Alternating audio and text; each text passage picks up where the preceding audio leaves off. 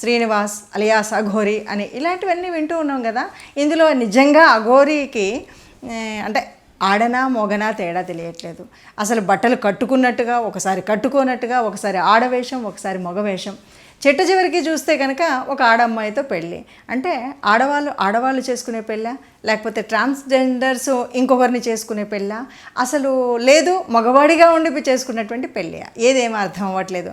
మొత్తానికి మాత్రం ఇది ఒక డ్రామా లాగా అన్ని చోట్ల తిరుగుతూ ఉంది. ఇది ఎందుకోసం చేస్తున్నారు, ఎవరు చేస్తున్నారు అంటే ఇదేదో డబ్బుకు సంబంధించి అయి ఉంటుంది, లేదు ఒక్కసారిగా ఆకాశం అంతే ఎత్తెదిగాలి అనేటువంటి పేరు కోసం చేసే తపన అవ్వచ్చు, లేదు ఇలా కాదు అంటే నిజంగా అక్కడ చాలామంది చెప్తున్నటువంటి మాట ఏంటంటే మనం ఎవరినైతే ట్రాన్స్జెండర్స్ అంటున్నామో, మూడవ జాతి అంటున్నామో మానవుల్లో, వాళ్ళు కూడా మరి ఇప్పుడు చేస్తున్నటువంటి పని 10 మంది తిడుతున్నారు.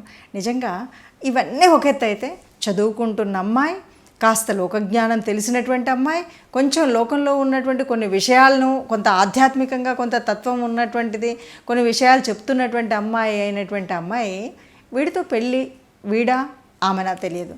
పెళ్ళి అనేటువంటిది మరో వింత పోగడ. ఈ వింత పోగడలో మొట్టమొదటి మనకు కనిపించింది, నేను సాధన కోసం వెళ్తున్నాను, సాధన నేర్చుకోవాలి, నేను అమ్మతోనే ఉంటాను, అమ్మ నాకు అన్నీ నేర్పిస్తుంది అని. తర్వాతి కాలం వచ్చిన తర్వాత మేమిద్దరం భార్యాభర్తలం ఉంది.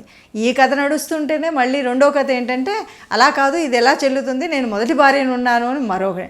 అసలు మగవాడికే పెళ్ళిళ్ళు అవ్వడంలో ఈ రోజులలో చాలా కష్టాలు ఉన్నటువంటి పరిస్థితుల్లో వాడు ట్రాన్స్జెండరా, మగవాడా, ఆడ రూపంలో ఉందా, ఆడతత్వం తెచ్చుకుందా, అసలు మనిషేనా, ఇవేవి అర్థం కాకుండా ఒకటి తర్వాత ఒకటి పడుతున్నారంటే చాలామంది ఇంకొక మాట కూడా ఏదో వశీకరణ విద్య ఉంది అని కొంతమంది అంటున్నారు.